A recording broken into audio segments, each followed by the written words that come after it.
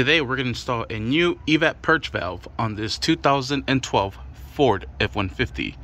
There is the part number, there is the old one, here's the new one. We're going to go ahead and simply put this sucker right in here. Let's work it back and forth, up, right in here. Give it one more time. It's going to slide right in there, work it back and forth. Perfect. We're going to grab our 2 bolts and secure this thing down. Alright, and we're going to be using a 5/16 socket to secure these down.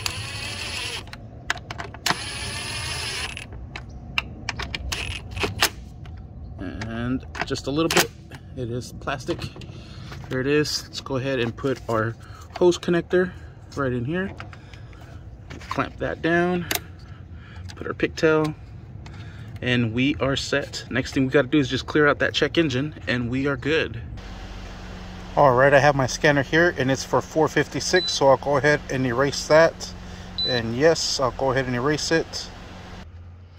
Alright, we just still have that permanent and our monitors are pending, so we just got to drive it and we should be set. Alright, and that is how you replace that Evap Purge valve on this 2012 Ford F-150. Thank you for watching. Please like and subscribe.